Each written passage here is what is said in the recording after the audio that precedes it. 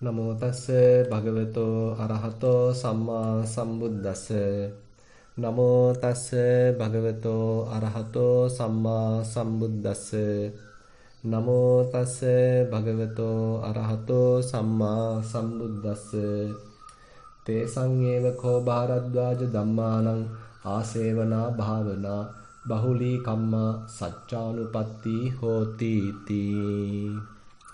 ශ්‍රද්ධාවන්ත පින්වත්නි, අපි 18 වන දුරස්ත භාවනා වැඩසටහනට මාතෘකාවක් සපයා ගත්තේ මජ්ක්‍ධිම නිකායේ එන චංකී සූත්‍රයෙන්. චංකී සූත්‍රය මජ්ක්‍ධිම නිකායේ මජ්ක්‍ධිම පඤ්ඤාසකයේ තමයි අන්තර්ගත වෙලා තියෙන්නේ. 95 වන සූත්‍රය. එතකොට අපි මේ දවස් කීපෙම මේ සූත්‍රයෙන් සාකච්ඡා කළා. අපි නැවතත් කෙටියෙන් මතක් කරගත්තොත් භාගතුන් වහන්සේ ඕපසාද කියන ඒ නගරයට වැඩමවනවා. ඒ ඕපසාද කියන නගරය, ඒ ප්‍රදේශය චංකී කියලා බ්‍රාහ්මණ පඬිවරයෙකුට කොසල් මහ රජතුමා විසින් බ්‍රහ්මදෙය්‍ය වශයෙන් පූජා කරන ලද්දක්. ඉතින් එතකොට ඒ බ්‍රාහ්මණ පඬිවරයා ඇතුළු පිරිස ඒ ප්‍රදේශය ඇසුරු කරගෙන වාසය කරනවා. ඒ මුළු ප්‍රදේශයේම පාලනය නැත්නම් ඒ මුළු ප්‍රදේශයේම භවභෝග සම්පත් මේ බ්‍රාහ්මණයා යටතේ තමයි සියල්ල කටයුතු සිද්ධ වෙන්නේ. ඉතින් මෙතුමා බොහොම පඬිත නිහතමානී තැනැත්තෙක්. ඒ වගේමයි 500ක් විතර එතුමාගේ ගෝල පිරිසක්, තවත් බ්‍රාහ්මණ පිරිසක් එතුමා ඇසුරේ කටයුතු කරනවා. ඉතින් මේ ඕපසාද කියන නගරය මූලික කරගත්ත ඊට ඉතුරින් පිහිටි දේවවන කියන සල්ලුවෙනට තමයි බුදුරජාණන් වහන්සේත් භික්ෂූන් වහන්සේලාත් වැඩම කරන්නේ. එතකොට ඒ ආරංචිය ලැබිච්ච ඒ නගරවාසීන් බුදුරජාණන් වහන්සේව හම්බ වෙන්න සාකච්ඡා කරන්න යනවා. ඒක දකිනවා මේ චංකී කියන බ්‍රාහ්මණ පඬිවරයා.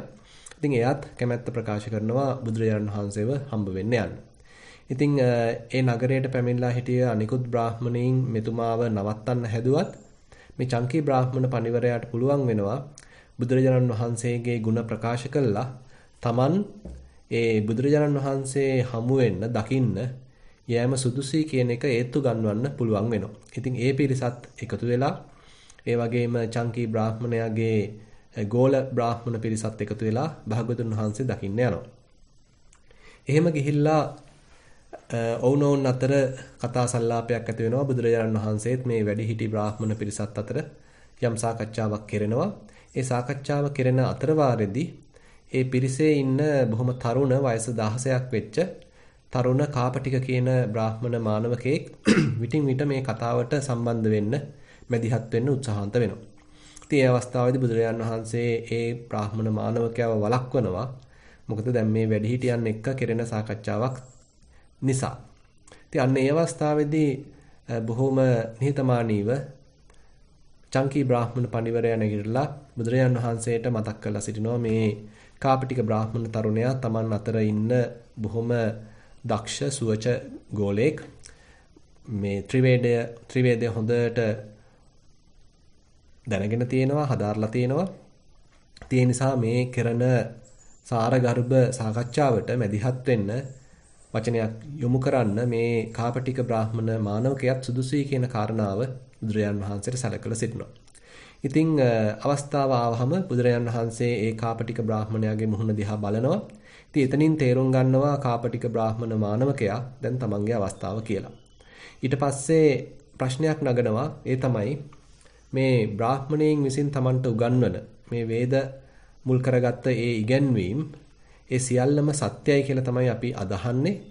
ඒවා අපි ශ්‍රද්ධාවෙන් පිළිගන්නවා. අනිකුත් සියල්ල බොරු කියලා තමයි අපි විශ්වාස කරන්නේ. ඉතින් මේ කාරණාව සම්බන්ධයෙන් ශ්‍රමණ භවත් ගෞතමීන්ගේ අදහස කුමක්ද? ඔන්න මේ විදිහේ ප්‍රශ්නයක් දැන් කාපටික බ්‍රාහ්මණ තරුණයා බුදුරජාණන් වහන්සේට යොමු කරනවා. ඉතින් මේ අවස්ථාවේදී බුදුරජාණන් වහන්සේ ක්‍රමානුකූලව පෙන්눔 කරනවා මේ වේද ග්‍රන්ථවල අන්තර්ගත වෙලා තියෙන කාරණා විශ්වාසයෙන් ශ්‍රද්ධාවෙන් අදහගෙන ආවට ඔය උගන්වන ගුරුවරු මේවා 100%ක් සාක්ෂාත් කරලා තම තමා වශයෙන් දැනගෙන දැකගෙන ප්‍රකාශ කරනවා නෙමෙයි.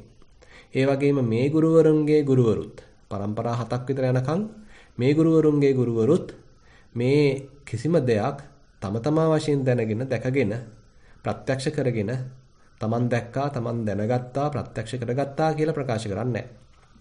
ඒ වගේමයි පුරාතනයේ පැවතෙන මේ වේද වලට මූලාශ්‍ර වෙච්ච නැත්නම් මේ වේද ඉදිරිපත් කරපු ඒ පුරාණ ඍෂිවරුන් ඒ අයත් තම තමා වශයෙන් දැනගෙන සාක්ෂාත් කරගෙන දැකගෙන තමන් දැනගත්තා තමන් දැකගත්තා තමන් සාක්ෂාත් කළා කියලා ප්‍රකාශ කරන්නේ නැහැ. ඒ නිසා මෙතන එක්තරා අන්දමක අන්ධ වේනියක් කියලා සමහන් වෙනවා. ඒ කියන්නේ අන්ධයෙක්ගෙන් තවත් අන්ධයෙකුට එන වගේ ගමනක් තමයි මෙන්න මේ ශාස්ත්‍ර ඇවිල්ලා තියෙන්නේ.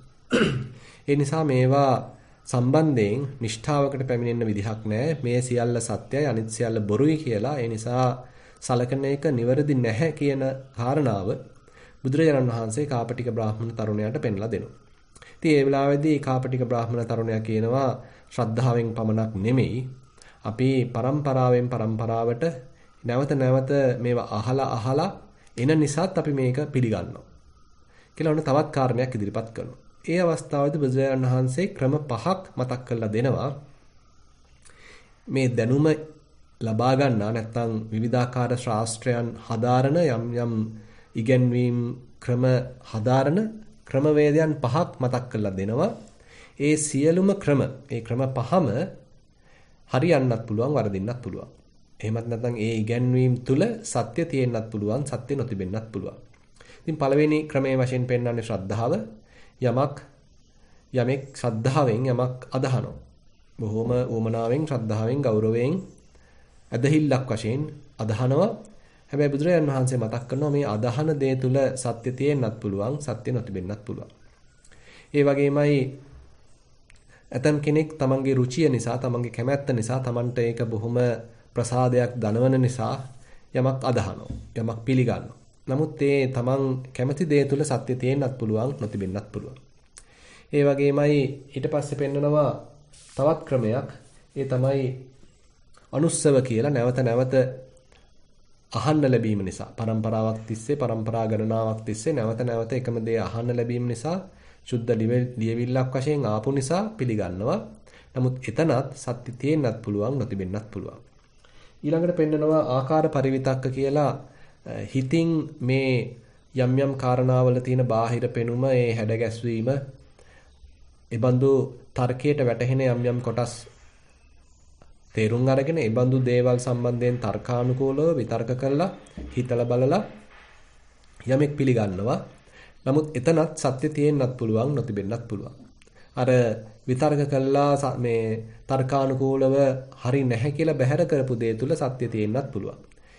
ඊළඟට අවසාන වශයෙන් පෙන්වන්නේ දිට්ඨි නිජ්ජානක්ඛන්ති කියලා තමන්ගේ දෘෂ්ටියක් වශයෙන් තමන්ම හිතලා නැවත නැවත කල්පනා කරලා නැවත නැවත හිතලා යම් දෘෂ්ටි වලට පැමිණෙන්න පුළුවන්. එතනත් සත්‍ය තියෙන්නත් පුළුවන් නොතිබෙන්නත් පුළුවන්. මොකද මේ තමා තුළින් හිතා ගැනීම තමන්ම විතර්ක කිරීම තර්ක කිරීම මේ සියල්ලටම මුල ඇත්තටම සංඥා විපල්ලාස තියෙනවා. ඒ කියන්නේ අපිට සාමාන්‍යයෙන් අනිත්‍ය වූ දේවල් සම්බන්ධයෙන් අපිට වැටහෙන්නේ නිට්ටයයි කියලා. ඒ වගේම දුක් වූ දේවල් සම්බන්ධයෙන් අපිට වැටහෙන්නේ සැපයි කියලා. අනාත්ම වූ දේවල් සම්බන්ධයෙන් අපිට වැටහෙන්නේ ආත්මයි කියලා. ඒ වගේම අසුබ වූ පිළිකුල් වූ දේවල් සම්බන්ධයෙන් අපිට වැටහෙන්නේ සුබයි සුඛයි සැපයි කියලා. ඉතින් මෙන්න මේ බඳු සංඥා විපල්ලාස මට්ටමක් විකෘත වූ සංඥා මට්ටමක් අපේ සාමාන්‍යයෙන් මේ ඉන්ද්‍රිය පරිහරණයේදී සිද්ධ වෙනවා. ඉතින් ඒ බඳු විකෘත සංඥා මට්ටමක් තුලින් අපි යම් තොරතුරු ඇතුළට අරගෙන ඒව නැවත නැවත සිතීමෙන් ඒක චිත්ත විපල්ලාස මට්ටමකටපත් වෙනවා. ඒ කියන්නේ දැන් සිතවිලි ධාරාවක් වැරදි. මොකද අර ආපු තොරතුරු ටිකම වැරදි, ඇතුළට ගත්ත තොරතුරු ටිකම වැරදි. ඒක මතපදනම් වෙලා කරන සිතවිලි, ඒ කරන චින්තනයත් එතෙන්දි වරදිනවා. ඉතින් නැවත නැවත මේ චින්තනයේම හිත හැසිරවීම හරහා කාලාන්තරයක් තිස්සේ ඒකම හිතලා අන්තිමට ඒක තමන්ගේ හිතේ මුල් බැස ගන්නවා. ඒ තුලම දෘෂ්ටිගත වෙනවා. ඉතින් ඒ දෘෂ්ටියත් වැරදි සහගතයි. ඉතින් ඒ නිසා කෙනෙක් හිතපු පමණින් දෘෂ්ටිගත වෙච්ච පමණින් එතන සත්‍ය තියෙන්නත් පුළුවන් නොතිබෙන්නත් පුළුවන්. ඒ නිසා මේ ක්‍රම පහ සම්බන්ධයෙන්ම බුදුරජාණන් වහන්සේ මේ තියෙන දෝෂය නැත්තම් මේ තියෙන අඩුපාඩුව පෙන්ලා දෙනවා. ඊළඟට බුදුරජාණන් වහන්සේ කියනවා මම මේ විදිහට කියනවා ඒ වගේමයි සත්‍යානුරක්ෂණයක් කියලා කාරණාවක් මම මෙතෙන්දි මතු කරනවා. ඒ තමයි මේ කාරණා පහම ප්‍රයෝජනවත් වෙනවා. මේ කාරණා පහම මේ යම් යම් ඉගැන්වීම් ක්‍රම හදාරන්න, ඒවා ආරක්ෂා කරන්න, මතක තබා ගන්න ප්‍රයෝජනවත් වෙනවා. ඒ මට්ටමේදී හැබැයි සත්‍යානුරක්ෂණයක් වෙන්න නම් මේ ශ්‍රද්ධාවෙන් අදහන දේ ගැන විශ්වාසය තැබුවට කමක් නැහැ. ඒ වගේම යම්කිසි විවෘත මනසකුත් තබා ගැනීම අවශ්‍ය වෙනවා. මේ අදහන දේ තුලම සත්‍ය තියෙන එකක් තියෙයිදෝ කියලා පුංචි අවිශ්වාසයකුත් තියාගන්න එක වටිනවා. ඒ වගේමයි Taman තුල යම්කිසි නම්‍යශීලී බවක්, විවෘත වීමක් ඕන වෙලාවක Tamanගේ දෘෂ්ටිය වෙනස් කරන්න පුළුවන් කමක් එහෙමනම් තියාගන්න වෙනවා. මොකද තාම ප්‍රත්‍යක්ෂ වෙලා නැහැ. තම තමා වශයෙන් දැකගෙන නැහැ. තාමත් නිකන් හුදු ඇදහිලි මාත්‍රයක් පමණයි. බාහිරින් ගත්ත ඇදහිල්ලක් පමණයි තාම තියෙන්නේ. ඒ නිසා එතෙන්දී යම් විවෘත මනසක් තබා ගන්න අවශ්‍යයි. මේ අදහන දේම සත්‍යයි, අනිත් සියල්ල බොරු කියලා අන්තගාමී වෙන එක සුදුසු නැහැ. ඒ වගේමයි බුදුරජාන් වහන්සේ කියනවා මේ තමන් කැමැත්තෙන් යම් කිසි දෙයක් පිළිගත්තට ඒ පිළිගත්ත දේ තුළ සත්‍ය තේන්නත් පුළුවන්, නොතිබෙන්නත් පුළුවන්. ඒ නිසා ඒ පිළිගත්ත දේ ඒකාන්ත වශයෙන් සත්‍යයි, අනිත් සියල්ල බොරුයි කියලා කලකන එක සුදුසු නැහැ. හැබැයි ඒ රුචියෙන් ගත්ත දේ ආරක්ෂා කරාට වරදක් නැහැ. ඒ වගේමයි අනුස්සව කියලා කියන ඒ પરම්පරාවෙන් ආපු ශුද්ධ ලියවිල්ලක් වෙන්න පුළුවන්, යම්සි ලේඛනයක් වෙන්න පුළුවන්. ඒක ආරක්ෂා කරගත්තට රැකගත්තට කමක් නැහැ. ඒකේ ප්‍රයෝජනයක් තියෙන්න පුළුවන්. හැබැයි යම් විවෘත භාවයක් තබා ගන්න ඕනේ. මෙතන මේ සියල්ල මේ තමන් પરම්පරාවෙන් ආපු දේම සත්‍යයි, අනිත් සියල්ල බොරු කියලා අන්තගාමී වෙන එක සුදුසු නැහැ. ඒ වගේමයි අර ආකාර පරිවිතක කියලා තමන් මේ බාහිරින් දැකලා ඒ ලැබිච්ච සලකුණු අනුව, ලැබිච්ච තොරතුරු අනුව තමන් විතර්ක කළා, තර්කණයකට නංවලා ඒ දේවල් පිළිගත්තර කමක් නැහැ. හැබැයි හිතේ විවෘත භාවයක් තබා ගත යුතුයි. මේ පිළිගත්ත දේ තුල සත්‍ය තියෙන්නත් පුළුවන්, නොතිබෙන්නත් පුළුවන්.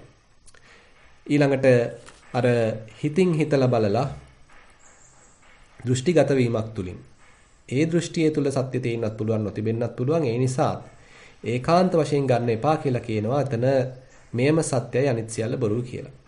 ඉතින් මේ නිසා බුදුරජාන් වහන්සේ අර දැනුම ලබා ගන්න යම්කිසි ඉඩක් දෙනවා.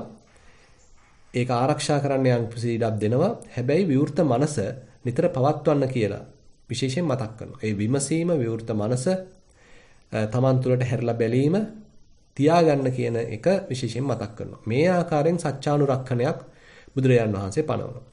හැබැයි මෙතකින්ම සත්‍යානුබෝධයක්, සත්‍ය වෙත පැමිණීමක් නොවන බව විශේෂයෙන් මතක් කරනවා.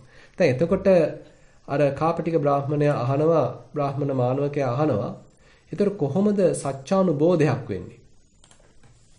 දැන් ඒ අවස්ථාවේදී බුදුරජාණන් වහන්සේ මේ සත්‍යානුබෝධය සම්බන්ධයෙන් කාරණා 12ක් උගන්වනවා. ඒ කියන්නේ මුලින්ම සත්‍යානුබෝධයක් වෙන්න නම් Tamanට මේ සුදුසු එහෙමත් නැත්නම් නිවැරදි ගුරුවරයෙක් සොයාගන්න එක වටින බව මෙතනදී මතක් කරනවා. ඒ ගුරුවරයා විශේෂයෙන්ම ලෝභයෙන්, ද්වේෂයෙන්, මෝහයෙන් කටයුතු නොකරන බව. එයාගේ කයෙන් කරන කටයුතු, වචනයෙන් කරන ප්‍රකාශන ලෝභයෙන්, ද්වේෂයෙන්, මෝහයෙන් වැඩ පැවැත්විලා නැති බව. එහෙමත් නැත්නම් ඒ බඳු ලෝභ මූලයකින්, ද්වේෂ මූලයකින්, මෝහ මූලයකින් එයාගේ මනස විකෘති වෙලා නැති බව, මුලාවටපත් වෙලා නැති බව මදක් පරීක්ෂා කරලා බලන්න කියනවා. එහෙම නැති බව තේරෙනවා නම් අන්න ඒ බඳු ගුරුවරයෙක් ගැන ශ්‍රද්ධාවක් ඇති කරගන්න කියලා කියනවා. ඒ ශ්‍රද්ධාවෙන් තමයි යා මේ ගුරුවරයා ගාවට යන්නේ. සද්ධා ජාතෝ උපසංකමති කියලා. එතකොට දැන් ගුරුවරයාව දැන් ඔන්න අර ශ්‍රද්ධාවක් මුලින් ඇති වුණා. ඒ ශ්‍රද්ධාවක් ඇති වුණ නිසා දැන් ඒ ගුරුවරයා ගාවට යනවා. උපසංකමන්තෝ පෛරුපාසති. දැන් එතකොට ළඟට ගිහිල්ලා දැන් මදක් ඇසුරු කරලා බලනවා. පෛරුපාසන්තෝ සෝතං ඕදහති. එතකොට මේ ඇසුරු කරන කාලයේදී දැන් එයා මදක් කන් යොමනවා මේ ගුරුවරයා මොකද කියන්නේ කියලා. දැන් මෙතෙන්දිත් අපි ඊයේ මතක් කරගත්තා වගේ ඇතරම ගෝලයාගෙත් සෑහෙන කොටසක් කෙරෙන්න තියෙනවා. ඒ තමයි බොහොම නිහතමානීව විවෘත මනසකින් ගෞරව සම්ප්‍රයුක්තව මේ ගුරුවරයාව ඇසුරු කිරීම. ඒ වගේමයි මේ ගෝලයාත් ප්‍රඥාවන්ත කෙනෙක් විය යුතුයි. නැත්තම් අවුරුදු ගාණක් ඇසුරු කළත් මේ කොයිතරම් ප්‍රඥාවන්ත ගුරුවරයෙක් වුණත් ඒ ගුරුවරයා සතු දේ මේ ගෝලයාට ලැබෙන්නේ නැහැ. ඉගෙන ගන්න බෑ. හරියට අර මේ මාළු පිනිවල වෑංජන් වල රස දන්නේ නැති හැන්දක් වගේ. හැබැයි ගෝලයා ප්‍රඥාවන්ත නම් කෙටි ඇසුරකදීන් පවා මේ ගෝලයාගේ දැනුම මේ ගුරුවරයාගේ දැනුම ඒ අවබෝධය මේ ගෝලයාට ලබා ගැනීමේ හැකියාව තියෙනවා. හරියට නිකන් මාළු පිණි ව්‍යංජනවල රස ක්ෂණිකවම දැනගන්න දිව වගේ. ඉතින් මෙන්න මේ කාරණාවත් මෙතෙන්දී අපිට සලකලා බලන එක වැදගත්. එතකොට ගුරුවරයාව මුලින් පරීක්ෂා කරන්න පුළුවන් එයා මේ ලෝභයෙන්ද, ද්වේෂයෙන්ද, මෝහයෙන්ද කටයුතු කරන්නේ කියලා. එහෙම නැති බව Tamanට වැටහුණාම, ඒ බඳු ගුරුවරයෙක් ගාවට ගිහාම එහෙමනම් Taman බොහොම නිහතමානී වෙලා ඒ ගුරුවරයාට වත්පිළිවෙත් කරමින් ඒ ගුරුවරයාගෙන් ඉගෙන ගන්න දරන ප්‍රයත්නයක් මෙතන සූත්‍රයේදී පෙන්වුම් කරනවා. ඉතින් මේක ඒ කාලෙට ඇත්තටම විශේෂයෙන් වළංගු වෙනවා. මොකද එදා කාලේ අද වගේ මේ පොත්පත් ආදී විවිධ ක්‍රමවලින් නෙමෙයි ඉගෙන ගන්න තිබුණේ. ඒ ගුරුවරයා ගාවට ගිහිල්ලා දැන් විශේෂයෙන්ම මේ පිඟුතුන් දන්නවා ඔය දිසාපාමොක් ආචාර්යින් වගේ සම්බන්ධයෙන් කරන ඒ කතා ප්‍රවෘත්ති වලදී එහෙම විශේෂයෙන් මතක් කරනවා මේ බොහොම දුර බැහැරින් ඒ දිසාපාමොක් ආචාර්යින් ගාවට පැමිණෙනවා. ඉතින් එයාට බැල මෙහෙ කරමින් තමයි ඒ ගුරුවරයාගෙන් ශිල්ප ශාස්ත්‍රය ඉගෙන ගන්න. ඉතින් එතකොට ඉබ්බන්දු පසුබිමක තමයි මේ ගෝලයා ටික ටික ඒ ගුරුවරයාගෙන් යම් යම් දැනුමක් ලැබමින් දැන් ඔන්න කටයුතු කරන්න. ඊට පස්සේ මේ බඳු කන් යොමු කිරීමක් කළා නම් අන්න යාට ධර්මයක් අහන්න ලැබෙනවා. ඕහිත සෝතෝ ධම්මං සුනාති. දැන් ඔන්න කන් යොමු කරා ඒ අනුව ධර්මයක් අහන්න ලැබෙනවා. සුත්වා ධම්මං ධාරේති. ඒ ඉගෙනගත්ත ධර්මය එයා හොඳට දරා ගන්නවා. හොඳට මතකයේ තබා ගන්නවා. තථානං ධම්මානං අත්තං උපපරික්ඛති. හොඳට ඒකේ අර්ථ පරීක්ෂා කරලා බලනවා. ධර්මයේ ඉගෙන ගත්තා, අහගත්තා, හිතේ දරාගත්තා. ඒ අර්ථ දැන් හොඳට විමසලා බලනවා. ඊට පස්සේ අත්ත උපපරික්ඛතු ධම්මා නිජ්ජාලං කමන්ති. දැන් එතකොට තමයි ධර්මයක් වැටහෙන්නේ. මේ අර්ථ බාහිරින් තමයි තාම ඇහුවේ. තාම නිකන් සුතමේ ඥානයක් පමණයි. ඊට පස්සේ තමයි චින්තාමේ ඥානයක් බවට පත් වෙන්නේ. හොඳට මේ දරාගත්ත ධර්මය, මතක තබාගත්ත ධර්මය එහාට මෙහාට පෙරලලා Tamanට ශක්තිපමණින් හිතලා බලනවා. හිතලා බලද්දී යන්න යම් යම් ධර්මතා ඒකෙන් මතු කර ගන්න පුළුවන්. මේ ධර්මයේ තියෙන ගැඹුරක් එයාට තේරෙන්න ගන්නවා. හැබැයි තාමත් සාක්ෂාත් කරගෙන නැහැ. ඉතින් හැබැයි මේ තේරීම එහෙමත් නැත්නම් මේ ධර්මයන් ගැන ලැබිච්ච ඒ චින්තාමය ප්‍රඥාව එයාට ලොකු කුසල ඡන්දයක් ඇති කරනවා. මේක අනිවාර්යෙන් මම පුහුණු කළ යුතුයි. මේක අනිවාර්යෙන් මම ප්‍රායෝගිකව මගේ සිතේ දියුණු කරගන්න උත්සාහන්ත විය යුතුයි කියලා අන්න ඡන්දයක් පහළ වෙනවා. ධම්ම නිජ්ජානක්ඛන්දියා සති ඡන්தோ ජායති. අන්න ඒ බඳු ඒ ධර්මතා හොඳට තේරුණාට පස්සේ මේ ධර්මයේ තියෙන හරයක් සුළුවෙන් හෝ වැටුණාට පස්සේ තමයි අන්න යාට කුසල ඡන්දයක් පහළ වෙන්නේ. මමත් මේක හදාරන්න ඕනේ. මමත් මේක ප්‍රායෝගිකව මේ ධහමේ හැසිරෙන්න ඕනේ කියලා අන්න ඡන්දයක් පහළ වෙනවා. අන්න ඒ අවස්ථාවේදී තමයි ඡන්ද ජාතෝ උත්සාහති. දැන් තමයි ඔන්න වතුරට බහින්නේ. දැන් තමයි යා ප්‍රායෝගිකව තමා තුළම මේ ධහම ප්‍රත්‍යක්ෂ කරගන්න. නැත්නම් තමා තුළින්ම මේ ධහම මතු කරගන්න උත්සාහන්ත වෙන්නේ. උත්සාහිතා තුලයිද. දැන් මේ උත්සාහයත් එක්කම දැන් එයා තමන්ගේ කය දිහා බලමින් නැත්නම් කයේ මතුවෙන විවිධාකාර වේදනා ස්වභාවයන්, හිතේ මතුවෙන විවිධාකාර වේදනා ස්වභාවයන් දිහා බලමින්, හිත දිහා බලමින් මේ ධර්මයේ ඉගැන්වෙන ඒ යම් යම් ප්‍රතිපදාවන් හරහා එයා දැන් එක්තරා අන්දමක නිරීක්ෂණයක් පටන් ගන්නවා. දැන් අන්න තමාගේම නුවණක්. දැන් මෙතෙක් අරගෙන ආවේ අනුන්ගේ නුවණක්, අනුන් කෙරෙහි ශ්‍රද්ධාවක්, ඒක తాවකාලිකව ලබාගත්ත මතු පිට තියෙන නුවණක්. නමුත් දැන් තමාම දැකලා තමා මේ ගමන යමින් ඇති කරගන්නා වූ නුවණක්. මේක තවත් පැත්තකින් අපිට විස්තර කරන්න පුළුවන් උපමාවකින් අපිට යම්කිසි දුර ගමනක් යන්න තියෙනවා නම් අපි හිතමු අපි සිතියම් පොතක් අරගෙන ඒ සිතියම ඉස්සෙල්ලා පරීක්ෂා කරලා බලනවා. හොඳට ඒ සිතියම තේරුම් ගන්නවා. අන්න ඒ සිතියම තේරුම් ගත්තට පස්සේ එයාට හොඳට වැටහුණා නම් මෙන්න මෙහෙමයි කරන්න ඕනේ කියලා දැන් එයාම මේ ගමන යනවා. අන්න ඒ වගේ තමයි ප්‍රායෝගිකව මේ ගමන යන්න පටන් ගත්තට පස්සේ තමයි එයාටම ඒ නිරීක්ෂණයන් කරන්න ලැබෙන්නේ. ඊට පස්සේ තොලයිත්වා පදහති. දැන් මේ නිරීක්ෂණය කරගෙන යනකොට එයාට තේරෙනවා මේක ටිකක් ගැඹුරුයි.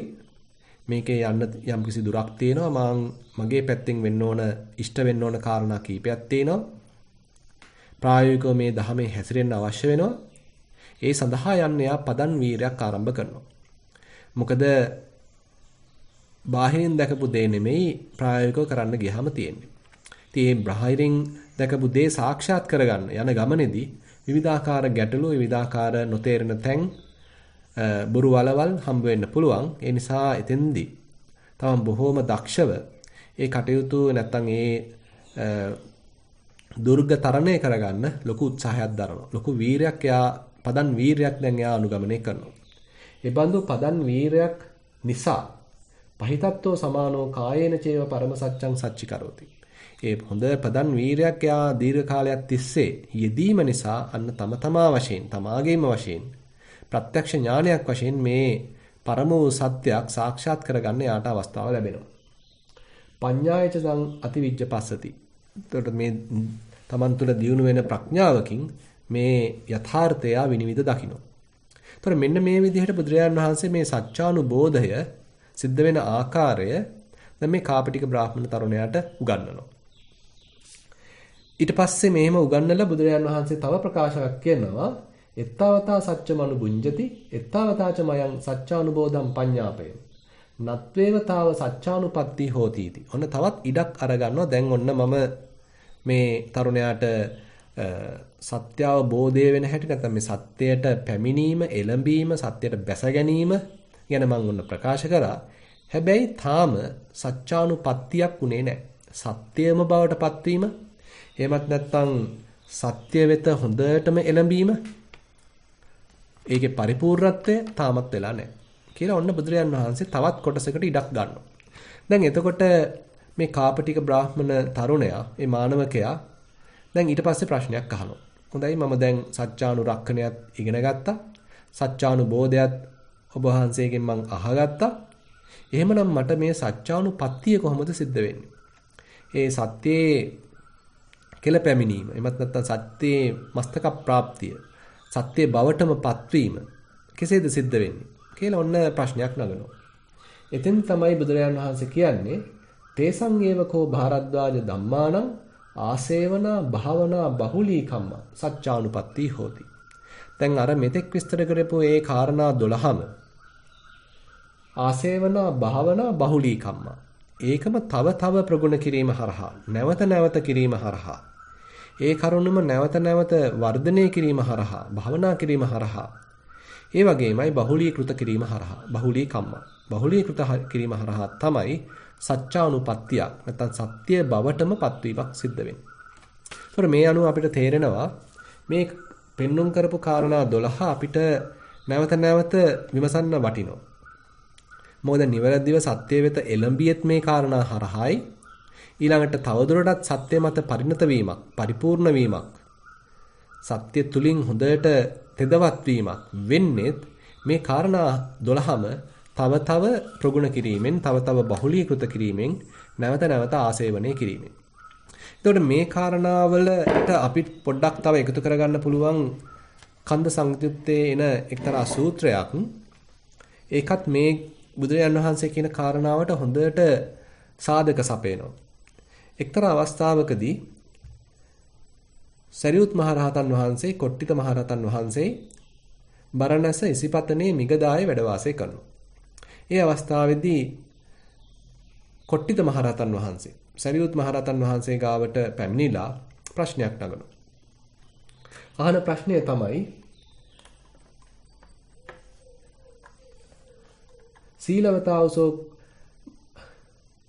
සීලවතාවසෝ සාරිපුත්ත බික්ඛුනා කතමේ ධම්මා යෝනිසෝ මනසිකා තබ්බාති. මේ සීලවන්ත වෙච්ච යම්කිසි කෙනෙක් ඉන්නවා නම් එයා මොන වගේ දෙයක්ද යෝනිසෝ මනසිකාරයෙන් කළ යුත්තේ වැඩි යුත්තේ කියලා ප්‍රශ්නයක් නගනවා. ඉතින් එතකොට සරියුත් මහරහතන් වහන්සේ කියනවා සීලවතාවසෝ කොට්ටිත බික්ඛුනා පංච උපාදානස්කන්ධා අනිච්චතෝ දුක්ඛතෝ රෝගතෝ ගණ්ඩතෝ සල්ලතෝ අඝතෝ ආබාධතෝ පරතෝ පලෝකතෝ ශුඤ්ඤතෝ අනත්තතෝ යෝනිසෝ මනසිකා තබ්බා කියලා වාක්‍යයක් කියනවා. ඒ කියන්නේ හොඳට සිල්වත් වෙච්ච තැනැත්තා මෙන්න මේ පංච උපාදානස්කන්ධයන් කෙටියෙන් කියනවා නම් අනිත්‍ය වශයෙන් දුක් වශයෙන් අනාත්ම වශයෙන් දැකිය යුතුයි කියන කාරණාව මතක කරලා පෙන්නනවා. තවත් පැත්තකින් කියනවා නම් විපස්සනා වැඩි යුතුයි කියන කාරණාව තමයි කියන්නේ. ඉතින් එතකොට අපිට තේරෙනවා දැන් හොඳට කෙනෙක් සිල්වන්ත වෙලා ඒ වගේමයි ඊළඟ පියවරක් වශයෙන් හිතේ සමාධියකුත් දියුණු කරගෙන. අතන මේ සූත්‍රයේදී සමාධිය ගැන සඳහනක් නැහැ. කෙසේ නමුත් සමාධියක් දියුණු කරගෙන ඊට පස්සේ මෙන්න මේ පංච උපාදානස්කන්ධය හොඳට ත්‍රිලක්ෂණයට නැංවීම අත්‍යවශ්‍ය බව එතකොට මේ සූත්‍රය අනුවත් අපිට තේරෙනවා. එතකොට මේ රූපස්කන්ධය සම්බන්ධයෙන් වේදනාස්කන්ධය, සංඥාස්කන්ධය, සංස්කාරස්කන්ධය, විඥානස්කන්ධය නැවත නැවත විමසීම, නැවත නැවත හොඳට නිරීක්ෂණය කරමින්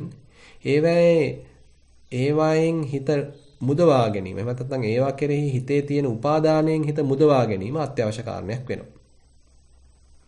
උදාහරණයක් වශයෙන් ගත්තොත් කෙනෙක් භාවනාවක් වඩනකොට අපි හිතමු සක්මන් භාවනාවක් වඩනවා. විශේෂයෙන් එතකොට රූපස්කන්ධය මුල් වෙලා තියෙනවා.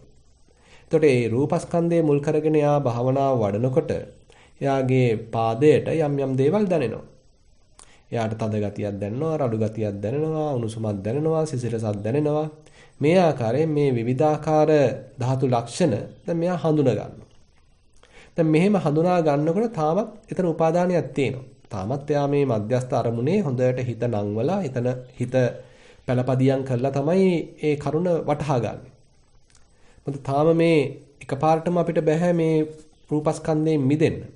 මුලින් මේ රූපස්කන්ධයේ ආදීනව අපි තේරුම් ගන්න ඕනේ. අන්න ඒක සඳහා තමයි මේ අපි ඉස්සෙල්ලම හොඳට රූපස්කන්ධය ලං වෙලා බලන්නේ. එතකොට අන්න රූපස්කන්ධයේ තියෙන ඒ සියුම් ලක්ෂණ මෙයාට වැටහෙන්න ගන්නවා.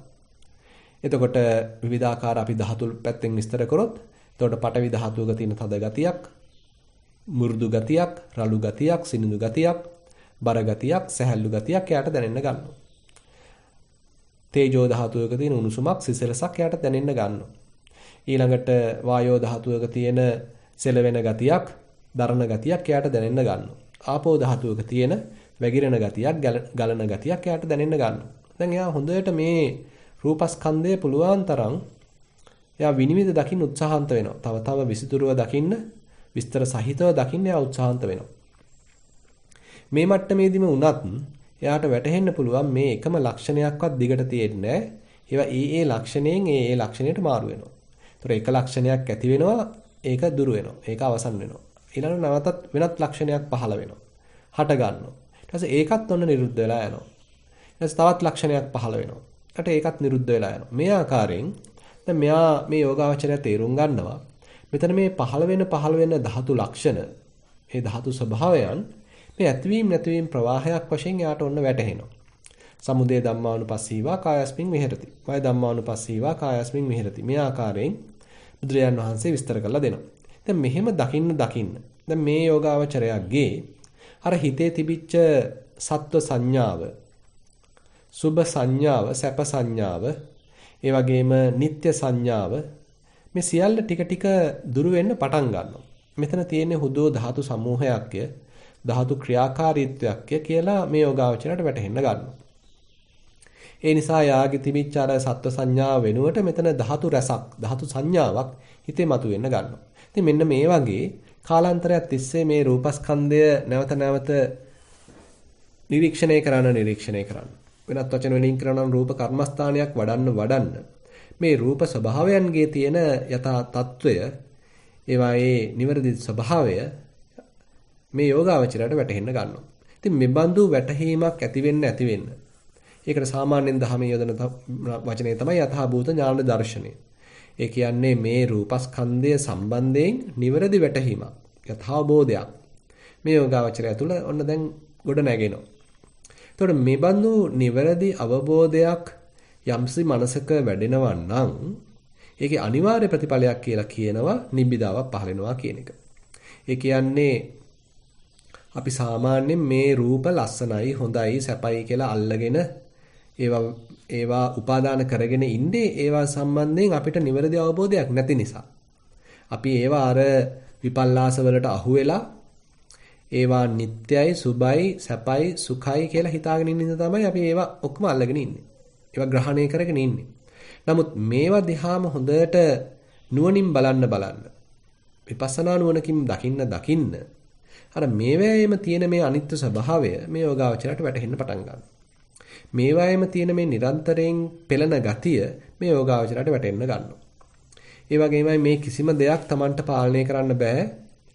මේ සියල්ලම හේතුඵල ධමයකට යටත්වයි සිද්ධ වෙන්නේ කියන මෙන්න මේ බඳු කාරණාත් මේ යෝගාවචරයට වැටහෙන්න ගන්නවා. ඉතින් මේ බඳු ප්‍රඥාවක් අවදි වෙන්න මෙයාගේ හිතේ අර කලින් තිබිච්ච ආසාව, කලින් තිබිච්ච දැඩි ග්‍රහණය, උපාදාන කිරීම, දැඩිව අල්ලා ගැනීම මේවා දැන් ටික ටික ලිහිල් වෙන්න පටන් ගන්නවා. ඒවා නිකන් බොඳ වෙලා යන්න පටන් ගන්නවා. අර රූපස්කන්ධයේම තියෙන විචිත්‍රත්වය දැන් පොඩ මැකිලා ගිහිල්ලා ඒ රේඛා මැකිලා ගිහිල්ලා ඒක දුර්වර්ණ වෙන්න එහෙම නැත්නම් විවර්ණ වෙන්න පටන් ගන්නවා.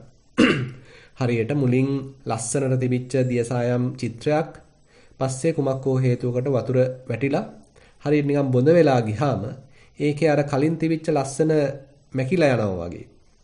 ඒ රේඛා බොඳ වෙලා යනවා වගේ මේ රූපස්කන්ධයේ කලින් විචිත්‍රත්වයක් තිබුණා. එහෙමත් නැත්නම් ඒ ලක්ෂණ වෙන් වශයෙන් හඳුනාගත්තා. හැබැයි දැන් මේ කෙරෙන රූප කර්මස්ථානයේ වැඩිම හරහා අන්න මේ අරමුණු වලම එක්තරා අන්දමකින් දියාරු වීමක් එහෙමත් නැත්නම් ඒකේ රස මැකී යාමක් විස්තර නොපෙනී යාමක් සියල්ල නිකන් එකට ගොජයක් බවට පත්වීමක් එහෙමත් නැත්නම් ඒ සියල්ලම නිකන් බොඳ වෙලා ඒවැ තිබිච්ච ඒ රේඛා මැකිලා ගිහිල්ලා පැහැදිලි බව නැති වෙලා හරිම නිකන් තනි දෙයක් බවට බොහොම රසයක් නැති දෙයක් බවට දැන්පත් වෙන්න පුළුවන්. එතකොට මේ බඳු දෙයක් එක්ක තව කටයුතු කරන්න මේ යෝගාවචරයට ඒ ගැන කැමැත්තක් ඇති වෙන්නේ නැහැ. මේ හිතේ දැන් පහළ වෙන්නේ නිබ්බිදාවක්. දැන් එපා වීමක්, කලකිරීමක්. තවත් පැත්තකින් කියනවා නම් කම්මැලිකමක්. මොකද කලින් නම් මේකේ තිබුණා යමක් තේරුම් ගන්න, උකහා ගන්න. නමුත් දැන් මේ සියල්ලම නිකන් එකම පදාසයක් බවට පත් වෙලා. එකම සන්තතියක් බවට පත් වෙලා. ඉතින් මේ බඳු වකවානුවකදී සැලකිල්ලෙන් කෙනෙක් මේ කාරණාව තේරුම් කර ගන්නවා නම්, කමඨහන සුද්ධ කර ගන්නවා නම්, එයා දිගට භාවනාව කරගෙන යනවා. මේ හිතේ පිළිකුලක් පහළ වුණාට නැත්නම් හිතේ එපා වීමක්, කම්මැලිකමක් පහළ වුණාට ඒකට ඉඩ නොදී, එමත් නැත්නම් ඒකට හසු වෙලා භාවනාව අතහැරලා දාන්න නැතුව මෙයා දිගට භාවනාව කරගෙන යනවා. ඉතින් මේකේ තවත් එහාට යෑමේදී තව මේ කෙරෙහි එක්තරා අන්දමකින් විරාගී බවක් පහළ වෙලා මේ සියල්ලම හිතින් දැන් ඈතට යන ගතියක්. හිත තනියෙන් ඉන්න කැමැත්තක්. හිත විවේක වෙන ගතියක්. දැන් ඔන්න යෝගාවචරයට අත්දකින්න පුළුවන්. ඉතින් මෙන්න මේ ආකාරයෙන් තමයි අර කිව්වා වගේ රූපයක් දිහා බලලා මේ රූප උපාදානස්කන්ධයක් කෙරෙහි අපි කායानुපසනාවක් වඩන්නේ. ඉතින් එතකොට මේකේ බුදුරජාණන් වහන්සේ මතක් කරනවා යම්ස කෙනෙක් නිවැරදිව මෙබඳු භාවනාවක් වඩ아가ගෙන යනවා නම් මෙතන තියෙන්නේ හුදු හේතුඵල දහමක් බව, මෙතන තියෙන්නේ හුදු ධාතු ක්‍රියාකාරීත්වයක් බව මේ යෝගාවචරයට තේරෙන්න පටන් ගන්නවා. ඉතින් ඒ බඳු පසුබිමක තව වැඩෙන්න තමයි යන්න මේ හිත මේ සියල්ලම අතහැරලා දාලා කිසිවක් උපාදාන නොකරන අනිශ්චිත වූ මට්ටමක්, නිදහස් මට්ටමක්, උපාදාන වලින් තොර මට්ටමක් හිතේ ඇති වෙන්න පුළුවන්. ඉතින් මේක එක අතකින් අර සත්‍යානුබෝධ මට්ටමක් වශයෙන් අපිට දල වශයෙන් තේරුම් ගන්න පුළුවන්. ඉතින් දැන් මේ විදිහට දැන් රූපස්කන්ධය සම්බන්ධයෙන්, සංඥාස්කන්ධය, සංස්කාරස්කන්ධය, විඥානස්කන්ධය සම්බන්ධයෙන් දැන් අපිට විස්තර කරන්න පුළුවන්. දැන් මේ ප්‍රශ්නයට උත්තරේ දැන් ඔන්න සරියුත් මහරහතන් වහන්සේ කොට්ටිත ස්වාමීන් වහන්සේට දුන්නා. ඒ කුමක්ද? අර හොඳට සිල්වත් වෙච්ච උනාට පස්සේ එයාට කරන්න තියෙන්නේ මේ රූප උපාදානස්කන්ධය, වේදනා උපාදානස්කන්ධය, සංඥා උපාදානස්කන්ධය, සංස්කාර උපාදානස්කන්ධය, විඥාන උපාදානස්කන්ධය අනිත්‍ය වශයෙන්, දුක්ඛ වශයෙන්, අනාත්ම වශයෙන් තේරුම් ගන්න එක. ඉතින් මේ බඳු තේරුම් ගැනීමක් සිද්ධ වුණොත් මේ සරියුත් මහරහතන් වහන්සේ කියනවා යෝනිසෝ මනසිකරොන්තෝ සෝතාපට්ටි ඵලං සච්චි කරොන්ති. සච්චි කරෙයාති. දැන් මේ විදිහට යා නිවැරදිව භාවනාවක් වඩනවා නම් සෝතාපන්න මට්ටමක් සාක්ෂාත් කර ගැනීමේ හැකියාවක් තියෙන බව මේ සුතවන්ත සූත්‍රයේත් සීලවන්ත සූත්‍රයේත් සඳහන් වෙනවා. ඉතින් මේක අහලා මෙතනින් නතර නොවන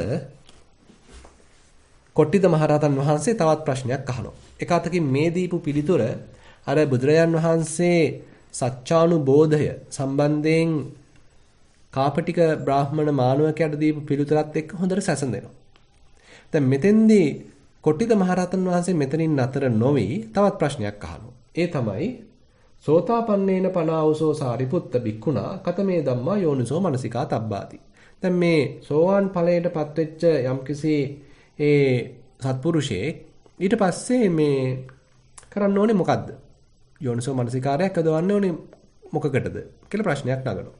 ඉතින් සරියුත් මහරහතන් වහන්සේ දෙන්නේ අර කලින් පිළිතුරමයි. සෝතාපන්නේන පික්ඛෝ ආවසෝ කොට්ටිද බික්ඛුනා ඉමේ පංච උපාදානස්කන්ධා අනිච්චතෝ දුක්ඛතෝ ඔය ආදී වශයෙන් අර කලින් පිළිතුරම ප්‍රකාශ කරනවා. දැන් එතකොට අපිට මෙතෙන්දි තේරෙනවා අර බුදුරජාන් වහන්සේ කියන්නේත් අර කාරණා 12 ආසේවනා භාවනා බහුලීකම්මා. ඒක නැවත නැවත කරන්න. නැවත නැවත වඩන්න. බහුලීකృత කරන්න කියන කාරණාවයි කියන්නේ. දැන් එතකොට සරියුත් මහරහතන් වහන්සේත් කියන්නේ ඒකමයි. අර දේම නැවත නැවත කරන්න. බහුලීකృత කරන්න. තව තව වඩන්න කියන කාරණාව මතු කරනවා. ඊට පස්සේ කොට්ටිත මහරහතන් වහන්සේ තවත් ප්‍රශ්නයක් අහනවා. ඒ මොකද්ද? දැන් ඊට පස්සේ මේ සරියුත් මහරහතන් වහන්සේ කියනවා මේ ප්‍රශ්නේ පිළිතුරේ අහපු ප්‍රශ්නෙට පිළිතුර වශයෙන් අන්තිමට සඳහන් කරනවා යෝනිසෝ මනසිකරොන්තෝ සකදාගාමි ඵලං සච්චිකරොయ్యాති. දැන් අර විදිහට සෝතාපන්නේක් අර විදිහට කරගෙන ගියා නම් අනේ යාට අවස්ථාවක් ලැබෙනවා සකදාගාමි මාර්ගයක් සාක්ෂාත් කරන්න. ඊට පස්සේ දැන් ඔන්න කොට්ටිත මහරහතන් වහන්සේ අහනවා දැන් ඔන්න සකදාගාමි වෙච්ච කෙනෙක් ඊට පස්සේ මොකද්ද කරන්න ඕනේ? සකදාගාමිනා පනාවසෝ සාරිපුත්ත බික්ඛුනා කතමේ ධම්මා යෝනිසෝ මනසිකා තබ්බාති.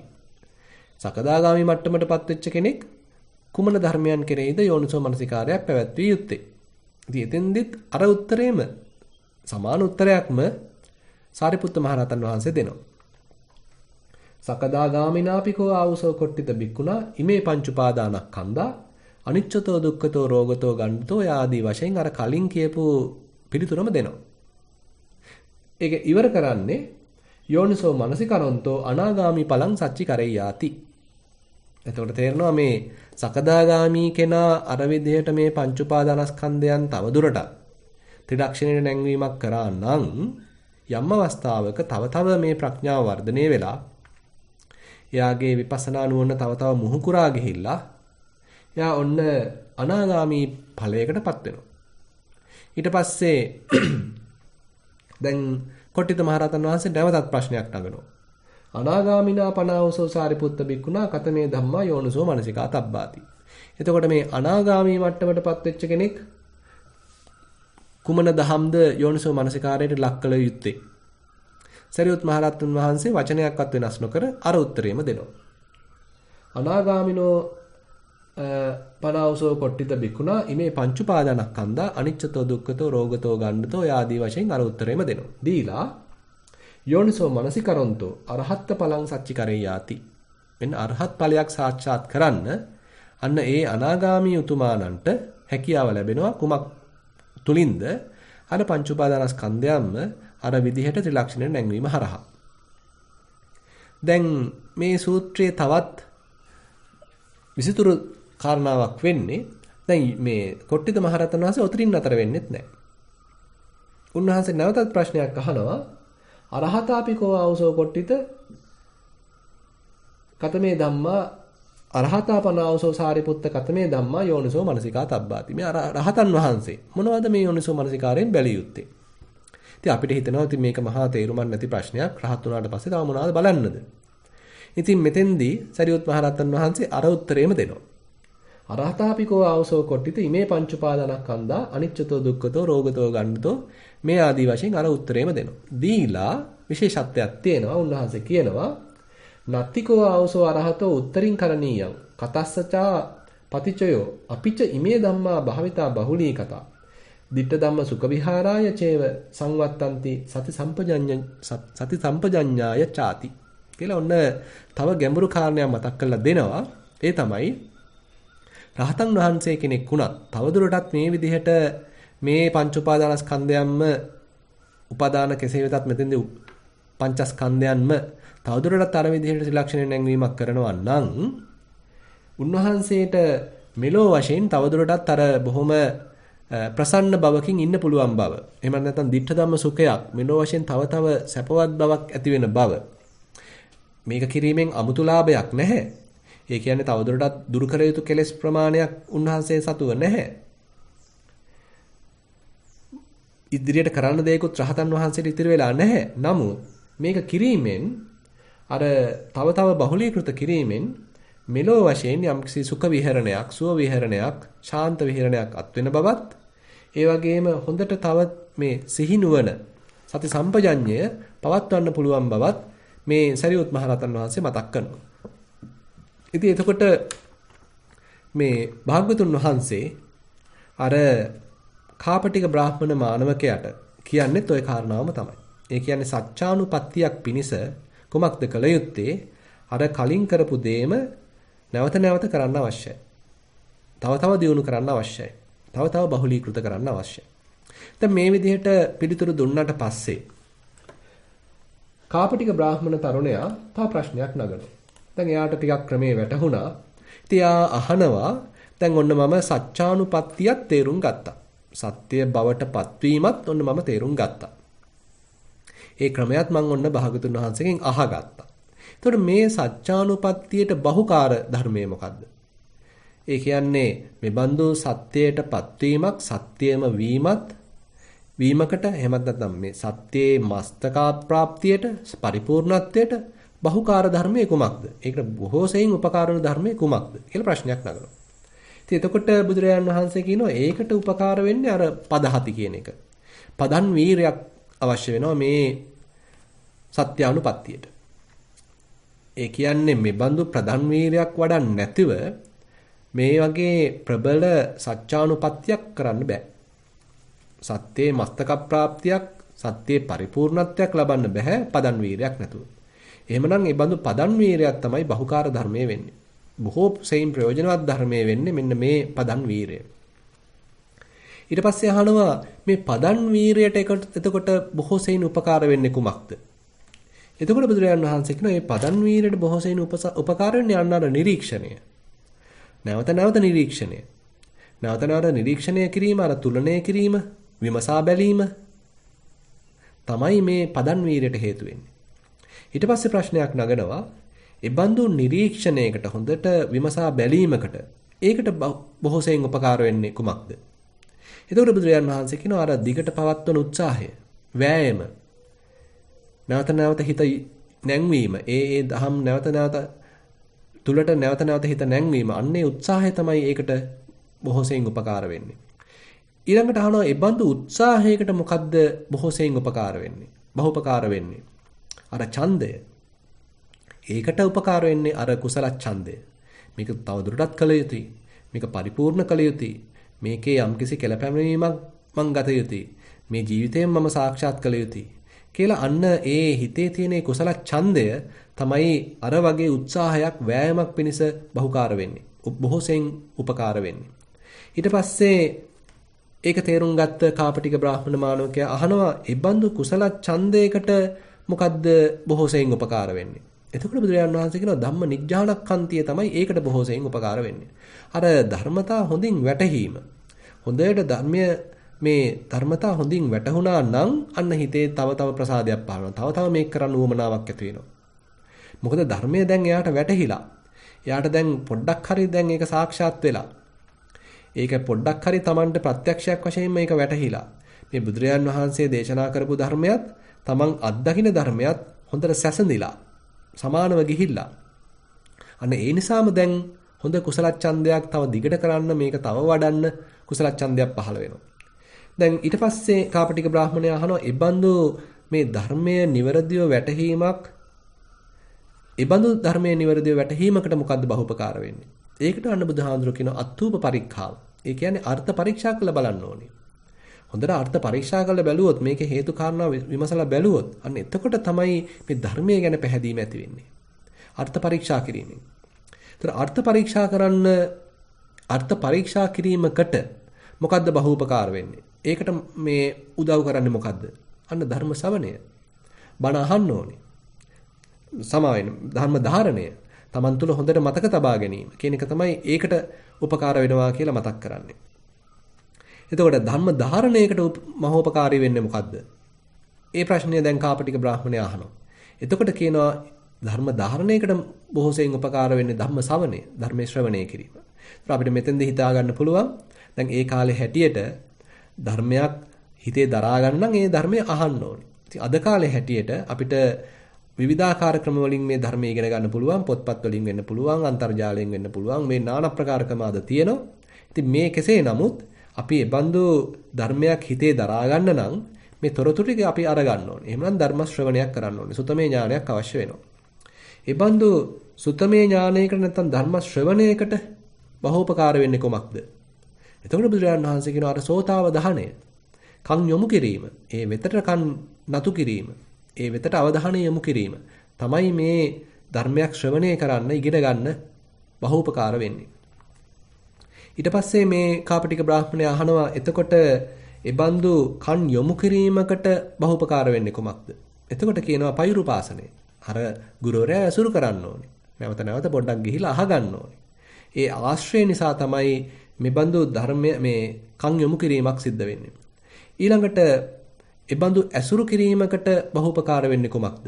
අන්න එතකොට කියන උපසංකමණය. එයා වෙත පැමිණීම, එයා වෙත එළඹීම තමයි ඒකට උපකාර වෙන්නේ. ඊට පස්සේ අහනවා එබඳු එළඹීමකට මොකද්ද බහුපකාර වෙන්නේ? ඒ තමයි ශ්‍රද්ධාව. ශ්‍රද්ධාව ඇති වුණොත් තමයි එළඹෙන්නේ. ශ්‍රද්ධාව ඇති වුණොත් තමයි හොයාගෙන යන්නේ. ඉතින් දැන් මෙතෙන්දී ඇති වෙන ශ්‍රද්ධාව අර මුලින් කතා කරපු ශ්‍රද්ධාවට වඩා ටිකක් ගැඹුරු ශ්‍රද්ධාවක්. මුලින්ම ගුරුවරයෙක් හොයාගෙන යද්දී අපි තාම සාක්ෂාත් කරලා තිබුණේ නැහැ. තමා වශයෙන් දැකගෙන තිබුණේ නැහැ. එතෙන්දෙත් තිබුණේ ශ්‍රද්ධාවක්. අපි අර ඊයේ කතා කළා මේ කාරණා 12ම ශ්‍රද්ධාවෙන් පටන් ගන්නවා. සද්ධා ජාතෝ උපසංකමතු. මේ සද්ධාාවක් පහළ වුණා. හැබැයි තාම අමූලිකා සද්ධාාවක්. ඒ කියන්නේ තාම පදනමක් සහිත සද්ධාාවක් නෙමෙයි. අර ගුරුවරයාගේ පොඩ්ඩක් බාහිරින් දැකලා එයා ගැන ප්‍රසාදයක් පහළ වෙලා මේ ගුරුවරයාගේ මේ අර එදා අනුරුද්ධ මහරහතන් මේ අස්සජි මහරහතන් වහන්සේව දැක්ක මේ උපතිස්ස පරිබ්‍රාජකයා. අපේ සරියුත් මහරහතන් වහන්සේ උපතිස්ස පරිබ්‍රාජක වශයෙන් මේ එළඹුණා ඒ අස්සජි මහරහතන් වහන්සේව දැකලා. මේ තාම සාක්ෂාත් කරලා නෙමෙයි. ඒ ඇතිවෙච්ච ශ්‍රද්ධාව නිසා. මොකද බාහිරින් දැක්කා බොහොම ප්‍රිය මනාපයි, ගමන බිමන බොහොම ශාන්තයි, මේ කටයුතු කිරීම සියල්ලම බොහොම ප්‍රසාද එළවන සුළුයි. අන්න ඒ නිසා ශ්‍රද්ධාවක් පහළ වෙලා එළඹුණා. අන්න ඒ වගේ අපිත් කෙනෙක් වෙත එළඹෙන්නේ මේ බාහිරින් දැකලා එයාගේ තියෙන මේ ප්‍රසාදය නිසා එයාගේ කටයුතු දිහා බලලා එයා ලෝභයෙන්, ද්වේෂයෙන්, මෝහයෙන් කටයුතු නොකරන බව අපිට පොඩ්ඩක් තේරෙනාට පස්සේ තමයි ප්‍රසාදයක් ඇති වෙලා එයා ඒ ගුරුවරයා වෙත පැමිණෙන්නේ. ඉතින් එතන තියෙන තාමත් අමූලිකා ශ්‍රද්ධාවක්, තාම නිකන් විශ්වාසයට ඇදහිල්ලට ආපු ගමනක් තාම තියෙන්නේ. නමුත් අර දැන් මේ සත්‍යානුපත්තියකින් පස්සේ, එහෙම නැත්නම් සත්‍යානුබෝධයකින් පස්සේ අපේ හිතේ මේ දේම නැවත නැවත වඩන්න දැන් මේ දියුණු වෙන ශ්‍රද්ධාව අර කලින් ආපු අමූලිකා ශ්‍රද්ධාව නෙමෙයි. දැන් ඒක තමා තුළින්ම දැකලා මේ කියපු දේවල් තමා තුළින්ම සාක්ෂාත් කරලා යම් පමණකට හෝ සත්‍යය තොල ගාලා තමයි දැන් මේ කටයුතු කරන්නේ. එයාටම දැන් තේරිලා යම් පමණකට දැන් බුදුරජාන් වහන්සේ කියපු දේවල් ඇත්ත බව මේක තවදුරටත් නිකාම් හුදු ඇදහිල්ලක් නෙවෙයි, මේක ඇත්ත වශයෙන්ම අදත් මට තේරුම් ගන්න පුළුවන්, අදත් මට තේරෙනවා, අදත් මටත් මේක දැන් වැටහිලා තියෙනවා, මටත් තේරුනේ මේ විදිහටමයි කියලා අන්න මේ තමන්ගේම ප්‍රත්‍යක්ෂය බුදුරජාන් වහන්සේගේ දේශනාවත් එක්ක ගැළපීම නිසා දැන් මේ පහළ වෙන ශ්‍රද්ධාවට කියනවා අවෙච්ඡප්පසාදේ කියලා. ඒක දැන් ස්ථිර ශ්‍රද්ධාවක්. ඒක ඇවිල්ලා සකාරණ ශ්‍රද්ධාවක්. ආකාරවතී ශ්‍රද්ධාවක්. ඒ කියන්නේ දැන් පදනමක් රහිත ශ්‍රද්ධාවක් නෙමෙයි, හුදු අන්ධ භක්තියක් නෙමෙයි දැන් තියෙන්නේ. තමා තුළින්ම දැකලා ඒ නිසා පහළ වෙච්ච නොසෙල්වෙන ශ්‍රද්ධාවක්. ඒ නිසා මේ කරුණු 12 නැවත නැවත අපි බහුලීකృత කරන්න නැවත නැවත අපි වඩන්න තව මේක දියුණු කරන්න එතකොට මේ කාරණා 12 තව ප්‍රබල වීමක්, තව මේවේ කරුණු පැහැදිලි වීමක්, අපි ධර්මයේ තුලට තව ළඟා වීමක්, ධර්මයේම බවට පත්වීමක් තමයි එනම් පෙන්වුම් කරන්නේ. ඒ නිසා මේ සූත්‍රයේ දැන් අපිට තේරුම් ගන්න පුළුවන් බුදුරජාන් වහන්සේ සත්‍යානුරක්ෂණයක් දේශනා කරනවා. ඊළඟට ඒ බඳු සත්‍යානුරක්ෂණයකදී අර විවෘත භාවයේ තබාගත යුතු ආකාරය මතක් කරනවා. ඊට පස්සේ සත්‍යානුබෝධයක් පෙන්වලා දෙනවා. ඒ කියන්නේ නිවැරදි ගුරුවරයෙක් වෙතට එළඹිලා තමාම හොඳට ශ්‍රද්ධාවක් සහිතව පටන් අරගෙන ක්‍රමානුකූලව මේක ඒත්තු යාම නිසා තමන්ම මේක ප්‍රායෝගිකව වැඩි යුතුයි, තමන් තුළින්ම මේක සාක්ෂාත් කරගත යුතුයි, තමාගේම දෙයක් වශයෙන් දැනගත යුතුයි කියලා අන්න ප්‍රායෝගිකව මේ ධහමට එළඹීමක් සත්‍යානුබෝධයක් ගැන බුදුරජාණන් වහන්සේ මතක් කරනවා. ඒ දේම නැවත නැවත වර්ධනය කිරීම හරහා, ඒ දේම තව බහුලීකృత කිරීම හරහා, පරිපූර්ණ කිරීම හරහා තමයි යම් දවසකදී කෙනෙක් සත්‍යානුපත්තියකට වෙනත් වචන වලින් කියනවා නම් අරහත්ත්වයකටපත් වෙන්න අවස්ථාව ලැබෙන්නේ. ඉතින් මෙන්න මේ කාරණා ටික අපිට අද ඉතින් සාකච්ඡා කරන්න හම්බුණා මේ චංකී සූත්‍රය මුල් කරගෙන. ඉතින් අපි තවදුරටත් බලමු හෙට දවසේදීත් මේ චංකී සූත්‍රය මුල් කරගෙන තවත් ගැඹුරකට මේ බුදුරජාන් වහන්සේ අපිව අරගෙන යන ආකාරය. ඉතින් අද දවසේ ධර්මදේශනාවත් අප සියලු දෙනාටම අප කරගෙන යන භවන භාවනා කටයුතු සාර්ථකව කරගෙන යාමට ඒ සඳහා මඟ පෙන්වීමක්, දිරිගැන්වීමක් අද ධර්මදේශනුනුත් සිදු වේවා කියලා ප්‍රාර්ථනා කරමින් අද ධර්මදේශනාව අවසන් කරනවා. සියලු දෙනාටම තෙරුවන් සරණයි.